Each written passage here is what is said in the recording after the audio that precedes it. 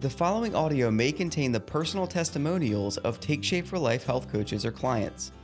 The results relayed in these messages are based on the unique experiences of the participants, and we cannot guarantee like or similar outcomes. While you may be inspired by these accounts, please note that any stories of success have not been verified, and your individual path to healthy living and weight loss will vary. As always, it is our recommendation that you consult with a physician before starting a weight loss program. Yours in health, the Take Shape for Life team.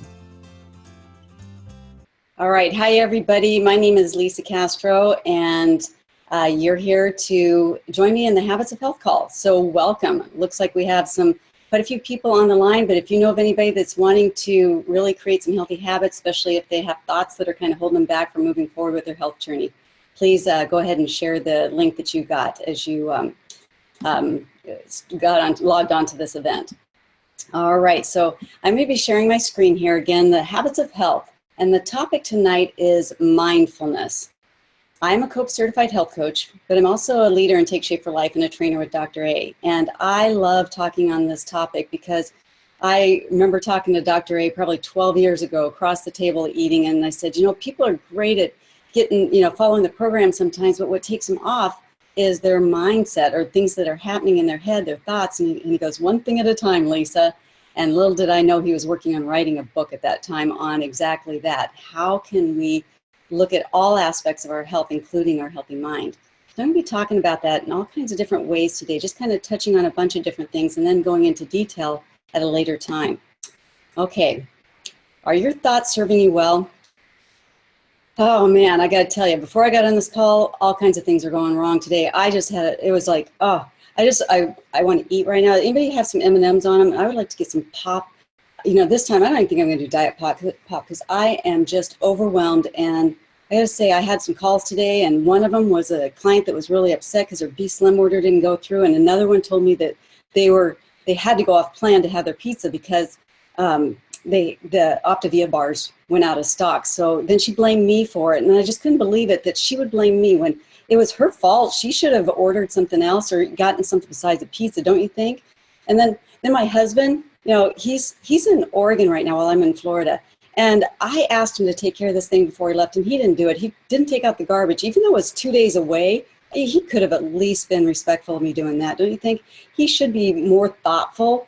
And my kids, they're just constantly asking for things, and they're just bugging me, and they're just, I can't believe it. They just, and then, I asked for some chocolate for my husband after I told him, please don't get me any chocolate.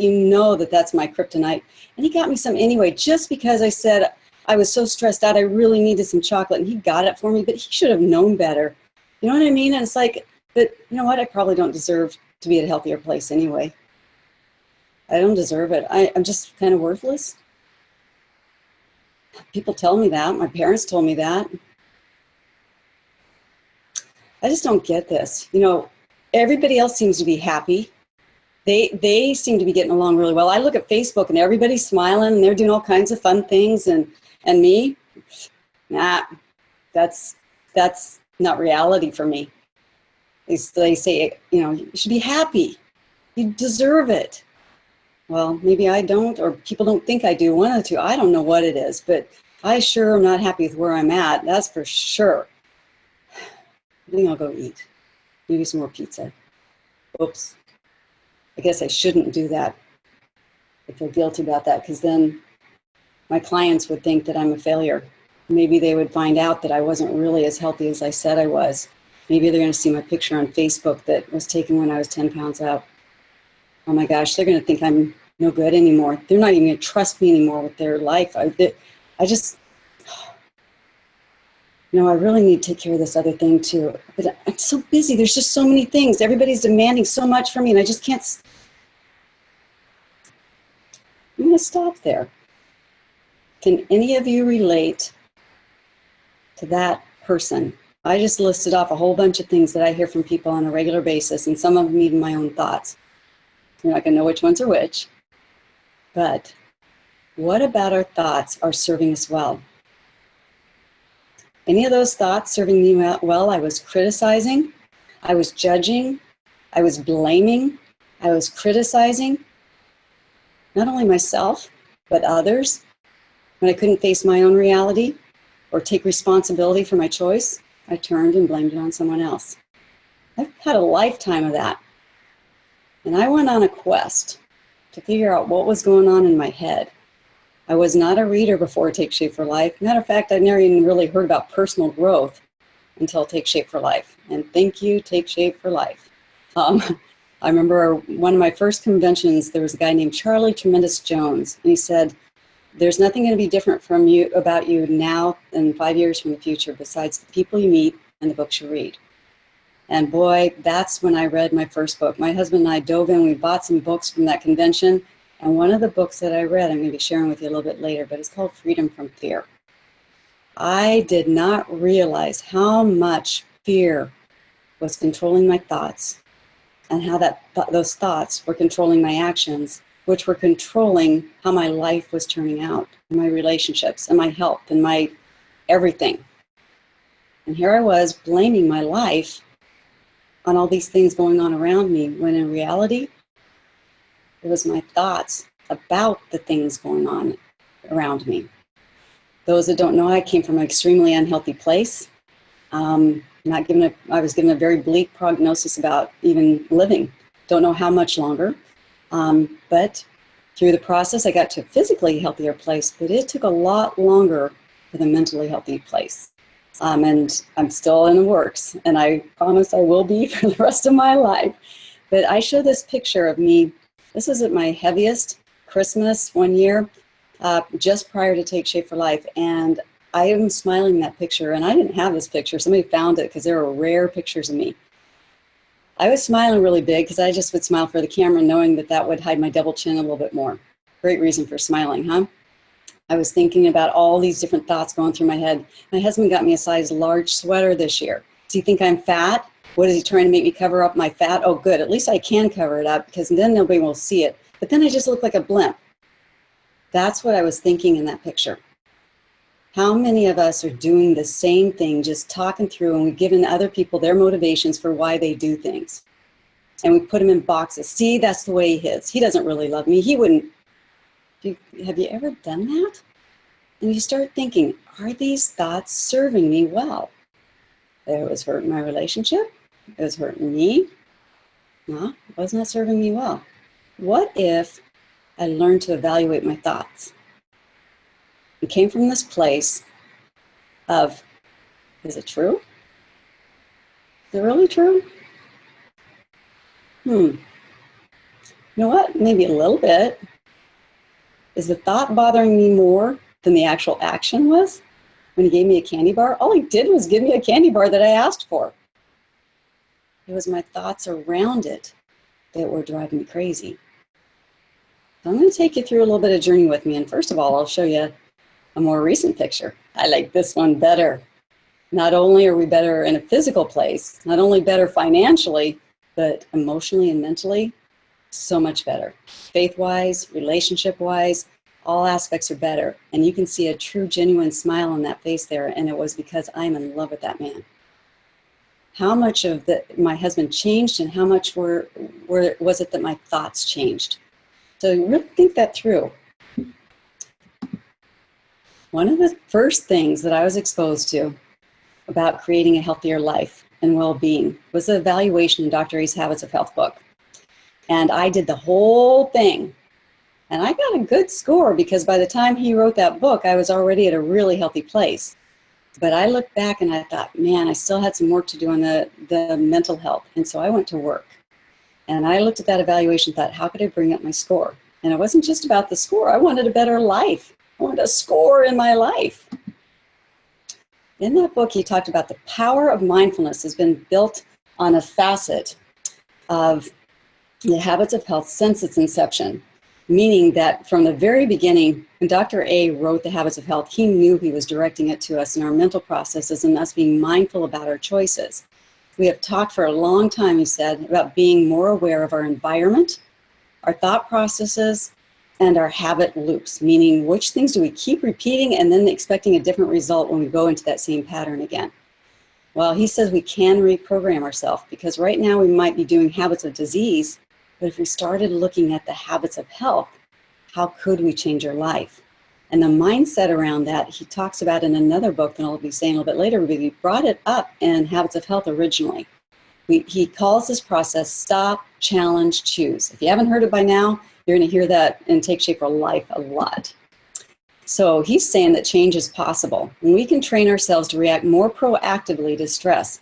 Instead of just reacting to it and letting it take control, we can say, okay, how can we control our reaction to the stress? So our mental states are very much physical, but at the same time, our mental states are very much physical because when we have a mental thought, you can see how it will affect the physical body. Think about it. If you get stressed out, you're going to be feeling it in different areas of your body. And once we recognize that true feeling, that's what's causing that stress, and address that, we're going to find ourselves getting into a better place physically, because stress is a major cause of inflammation. And I would be willing to bet big time that's what caused my autoimmune disorder, is just being under so much stress and not handling it well. Because some people can handle stress well. I was not doing a good job. So Dr. A talks about using mindful meditation. Another way to look at that is a renewed mind, a different mindset. How could you do it? Well, some people choose to do something like yoga. Some people go out in wilderness and be alone in nature. Other people turn to the Bible and God and really meditate on His Word and how it could apply to their life. What is it for you? Some will listen to classical music and be in a restful place in a dark room. It's going to be different for everyone. But what is it that brings you to that place where you are very mindful about your thoughts, and you're not doing it to dwell and dig in and blame and criticize, but what would bring you joy? What brings you that sense of well-being, and what turns your thought process around to be something you can work towards in a positive way? So find that thing that works for you. Work with your mentor, work with whoever, a counselor if you're at that. Sometimes we need some professional help. We can't be all things to all people as health coaches, so know that that's an option for you too. And we do have a behaviorist at Take Shape for Life as well that you can talk to, and they can even direct you. So you heard me talk about Stop, Challenge, Choose. This is Dr. A's ebook. It's free download to anybody that wants it. You can go to stopchallengechoose.com. It's actually on habitsofhealth.com. You can find it in all kinds of locations, including your health coach. Ask them for a copy, and you can download it and read it. And this particular picture on the laptop is talking about breaking that habitual cycle and at the different points in which you can break it. So mindfulness is the key to unlocking the habits of health versus disease. When routine takes over, like sitting down to watch TV and you tie that into eating popcorn, we can slip into those automatic behaviors that often rewards habits of health, habits of disease. So that popcorn you associate with TV viewing. So maybe you could stop at the point of maybe not watching TV at night when that triggers you to go eat some popcorn. You can stop that routine, or you can even sit down to watch TV and put a lock on the refrigerator. Or you could not have popcorn in the house so it doesn't cause that trigger for you to reach for it. When we become mindful, we recognize triggers for our habits of disease, giving us the opportunity to reprogram to be habits of health. Okay, so I'm craving popcorn right now. This is a habit I've done before. What could I do differently this time to break that habit? They say the definition of insanity is repeating the same pattern, expecting a different results. Trying to be a little bit more mindful about our thoughts so we can change it. A lot of you have seen this picture before. It's an illustration that Dr. A commissioned to really represent. At the top, you see that vision, that goal, that primary choice that we want in our life, whatever that is, physical, mental, emotional, financial, relational, spiritual, whatever your goal is in life. There's this path that you could take. But if you don't allow yourself to take action towards that goal, it's just a dream, it's just a fantasy. It's like, gosh, everybody else can have it, but I can't. And that's where all the negative talk comes from. For a concept, you think you can't have it.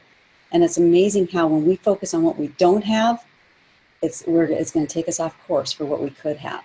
So he refers to as why I can't do it, whatever it is. Those limiting concepts and beliefs and problems, I can't do it because so-and-so. I can't get to a healthy place because my husband keeps getting chocolate for me.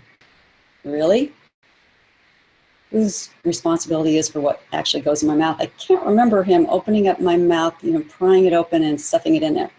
No, it didn't happen. It was my choice. Yet I blamed him so I'd feel better about myself. So it's kind of funny how we do these things to our mind. We play tricks on it. So if we can get to that place where we can look at our real, true, current reality. What is the fact and what is fiction that I'm making up, or what am I putting a spin on so I can cope with my thoughts and make excuses for my failures? I was very good at that. Mindfulness matters even during exercise. I love to exercise. This person I think is doing yoga on the beach. I would be running or walking, jogging, even just sitting and singing some songs and praying. And it's going to be different for everyone. But during exercise, I learned something from reading Dr. A's blog on the habitualhealth.com website, and I looked up the word mindfulness, and you might do the same so you can do a little bit deeper research. And he talked about exercise, and I was starting to get a little bothered because when I was exercising, that's my time in my mind. Yet I would leave my phone on, and text messages and Facebook messages would come flying in, and email notifications, and it's like I would go and look at them. I'd taken 2 hours to do an hour workout and then be bothered because it was so interrupted. Whose fault was that? I did not need to do it. And he had this little clue, put it on airplane mode. And I thought, wow, just that one little practical thing. I did that today. It was amazing how different my workout was again, to be on purpose, kept my intensity up, got the workout done, and was able to move on to other things. That's just one practical example of how we can switch that thought around and do something practical to reinforce it with the action. Okay, that book I was telling you about, Freedom from Fear. I've recommended this book for so many people. I've never heard anybody say it didn't help them move forward, by Mark Madison. I can't even tell you all that was in this book, but it was the first book since in my entire life that I had read a book from cover to cover. I'm not the best reader, at least that's what I told myself. I didn't have great reading comprehension, and I was read word for word. Even though I learned speed reading in high school, I didn't comprehend unless I read word for word. But I sat there, my husband and I, we were celebrating our 25th anniversary, went to Bend, Oregon, in a beautiful little log cabin, and I sat on the porch and just read this book, and I couldn't put it down, even though he was waiting for me to go on a bike ride. And it was very telling to me. I started recognizing some of my own thoughts and my fears that were holding me back. This is the very, very beginning of when I was starting to really work on my healthy mind. And so being more thoughtful about it, recognizing when it's fear that's deciding for me instead of me deciding what's best for me. Big difference. Here's another book. This is kind of like Patty Glick. Those that you know Patty Glick, very amazing person. She says this is kind of the introductory to the book Emotional Intelligence 2.0, which is another good book to read if you want to get into some deep stuff. But people can't drive you crazy if you don't give them the keys. The title alone kind of gives you an idea of what the book is like. It's a little playful in places. It's a little lighthearted, but it really kind of digs in and helps you think, how many stories am I making up about my life and about others and what they think of me and what I think of them? And I remember this illustration in the book where this guy is on a bus, and his little 5-year-old is running around like crazy, jumping on seats and being really noisy, and he's just staring off into space. And this person next to him is thinking, man, doesn't he have control over his child? He's so inconsiderate. Gosh, his child is out of control. And he had all these thoughts going through his head. And then he said, mister, your kid's acting out. Why don't you do something about it? And he said, he catches himself and he says, I'm sorry. Her mother just died. And I was lost in my mind, or lost in my thoughts. Boy, was that awakening for the person that was making that judgment on him. And I started looking at things like that. This is an audiobook that I listen to. It's also a hard copy as well, or a paperback. And I started looking at myself and thinking, how many times have I done that? And put other people's motivations or lack of motivations in my mind of what it was for them. I'm still working on that. I'm sure I always will be, and I'm sure you will be. It happens that we're human people. But if we recognize it sooner than later, then we're going to be in this place where instead of saying, my circumstances are going to be what makes me happy, we're going to find out that it's our attitude. I like to say the difference to me, the definition of happiness is based on the circumstances going on around your life, in your life, and your reaction to them. The good circumstances But when it doesn't matter what your circumstances are and you're still feeling joy, that's an attitude adjustment for a lot of us. So joy is a matter of the heart, and happiness is a matter of circumstances.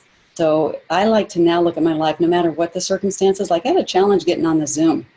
I didn't have the right number to get in, or then when I had it, I didn't realize I had the right number, and I was, right to the very end, we started a little bit late because I was trying to get in there. I took a couple of deep breaths, centered myself, calmed myself. Okay, what do I want the outcome to be? How do I want people to feel about this presentation once they leave? Will it be something that will move them forward? And so I just gathered my thoughts and I started going forward. So it's amazing how in the past that would have just done me in, and I would have been stuttering all over my face as I started to stutter now. I notice when I think about myself, I start stuttering or don't find the right words. But if I'm just thinking about you and what you could glean from what I've learned along the way, the words just flow out of my mouth. Here's another book. It's called Change Your Questions, Change Your Life. And it did. This is another book I've read several times. I'm going to take a swig of water here. Another thing you can do when you're stressed, but this is just because I'm thirsty. But this book is by Marilee Adams. And I've actually had the privilege of having a very lengthy conversation with her. And one of the things that she told me that was a really good thing, she talks about, in the book, she talks about learner mindset and judger mindset. And being curious about when you find yourself in judger mode, why am I in that place? What am I thinking? And then how could I be in a different place? She calls those switching questions. It's a lot like stop, challenge, choose. You're in this place where you're reacting to a situation, you challenge yourself, and then you choose what you want the outcome to be. Well, when she talks about asking ourselves questions, and people know me for asking lots of questions, this is one of the books that kind of kept that process going for me of what kind of questions. Hearing a negative thought, how to switch it into something that's learning and growing of what somebody wants the outcome to be. So you can see how there's a lot of overlap of some of these trainings, even though they're coming from all different perspectives. It all boils down to that stop, challenge, choose. What do we want our thoughts to be, and what do we want the outcome to be? And how are we going to challenge ourselves so that we can have that? So Change Your Questions, Change Your Life has been pivotal. And I remember one of the things she told me when it relates to weight loss. She says that if we talk about what we don't want in our life, like I'll ask people, what do you want in your life? Well, I don't want to be heavy anymore, and I don't want the scale to, haunt me anymore. I don't want to be on medications anymore. I don't want to. How do you visualize not wanting something? But you can visualize what you do want. She says if you say something like, I don't want to be fat anymore, your mind's eye sees you as fat. And you might try to take some actions away from it, and then it's not long before you return to that thought, that vision you have in your mind of who you are. So she's saying, change your thoughts. Change the questions to yourself. Who do I want to be? Do I want to be healthy and fit?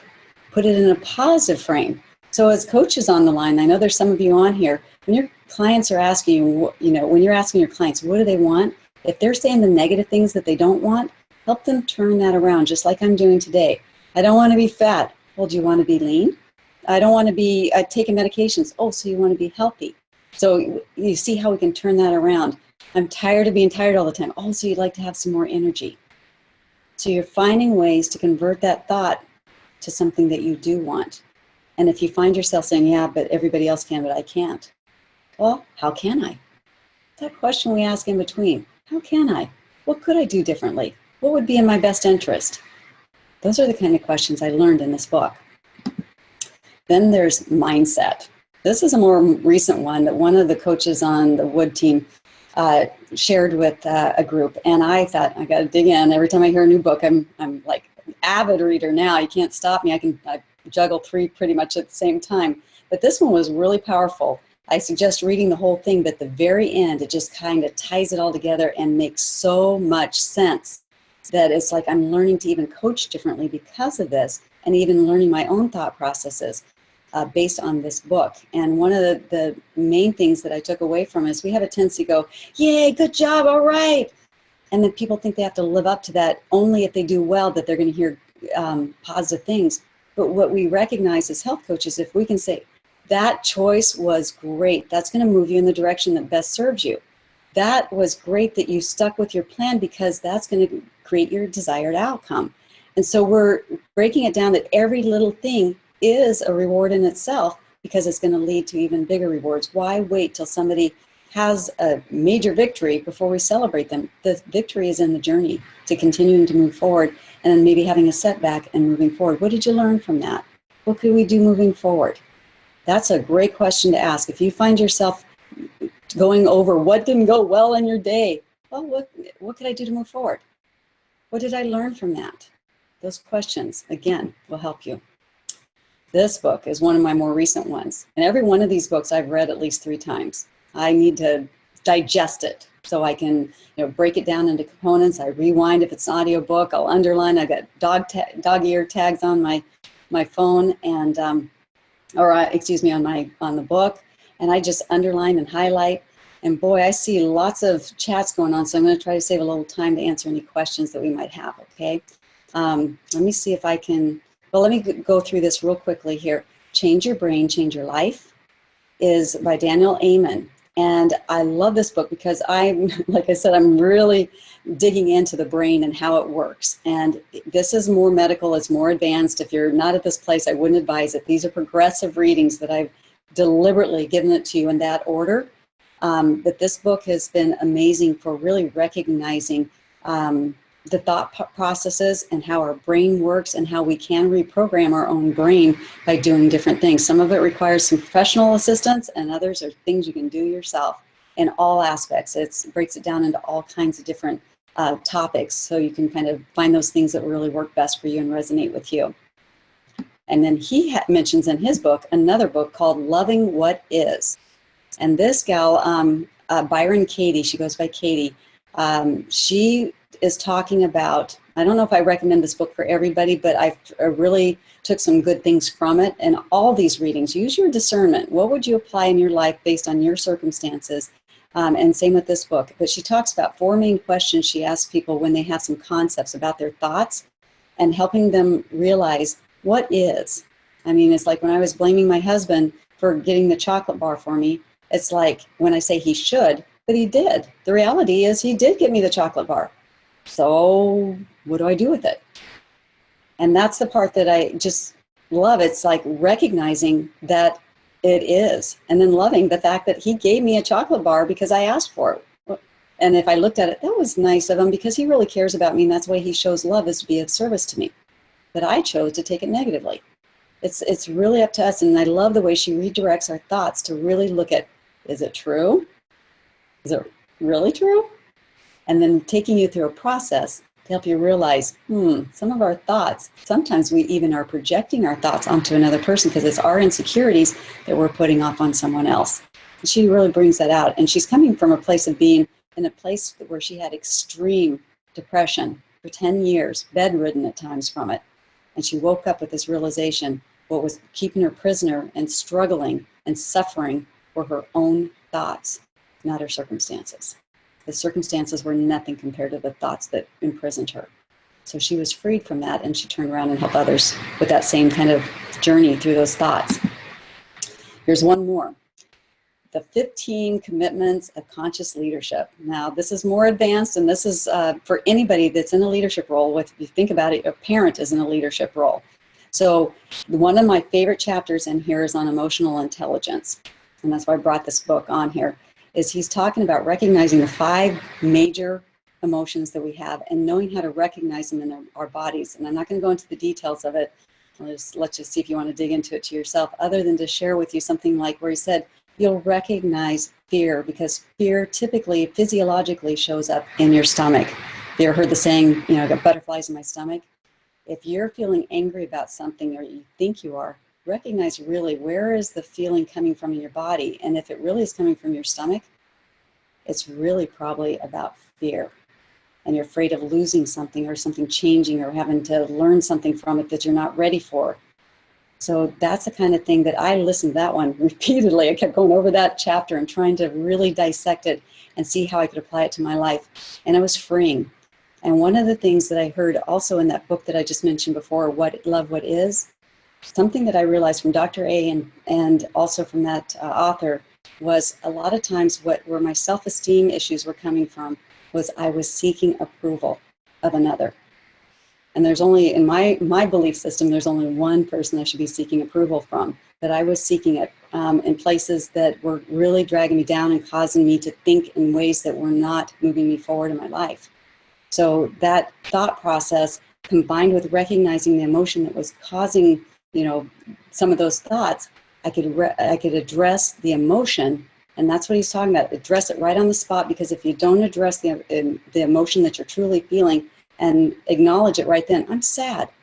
Okay, I'm sad. Why am I sad? What do I want to have happen here? And asking yourself those kind of questions, recognizing it, addressing it, and getting it, moving it through. He says, just like thirst or hunger, emotion's emotion. But what are you going to do with it? And then the cool thing he said is that I recognize too, and I talk to a lot of people, if they stay in that thought process, that emotion, and then they repeat the same emotion to other people, and they start complaining to so-and-so, and they do complain again, and they keep keeping that thought alive, that negative thought alive, pretty soon it becomes a mood. And if they keep that mood going because they keep reinforcing their negative thought with somebody else, then that mood can eventually turn into depression or anxiety. And then that can take years to overcome. Medication, psychiatry. What if we just nipped it in the bud right when we were feeling the emotion and just recognize it's just an emotion? Okay, what are my thoughts around it? What do I want to do about it? What can I do to move forward? You can see where some of these things have been very beneficial. This one here, I have not read this book yet. I just downloaded it before this presentation, but we have several coaches that are doing really amazing moving forward on their health journey in so many ways that they were not able to before because they read this book. It's recommended by Bill Ritchie, and I don't know the author by looking at this picture. I apologize, but it was easy to find in audiobooks as well. So keep this in mind as another way to change some of those habits by the way we are thinking and being mindful of those thoughts. So I'm going to just kind of sum it up. Are you ready for change? Stop. Be aware of your thoughts. Challenge. Learn from that. What is that thought telling you? Be curious. It's not good or bad. It's just be curious about it. And then ask questions like, is it true? Will this thought or action get me closer to what is important in my life? And then choose. What's your desired outcome? Do you want it to be in a better place, or do you want to be where you're at? Okay, so I'm going to stop sharing. All right, guys, I apologize that I'm not going to be able to call on people because it looks like we have a lot of people on, 300 and over 370 almost.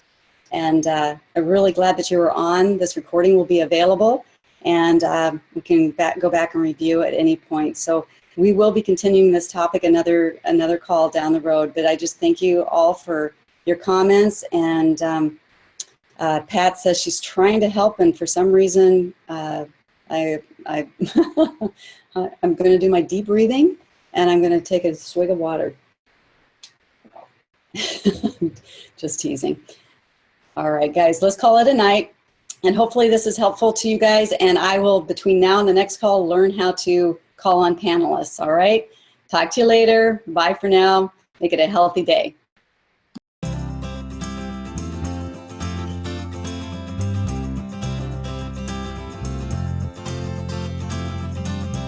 The preceding audio may have contained the personal testimonials of some Take Shape for Life health coaches or clients. The results relayed in these messages are based on the unique experiences of the participants, and we cannot guarantee like or similar outcomes. While you may be inspired by these accounts, please note that any stories of success have not been verified, and your individual path to healthy living and weight loss will vary. As always, it is our recommendation that you consult with a physician before starting a weight loss program. Yours in health, the Take Shape for Life team.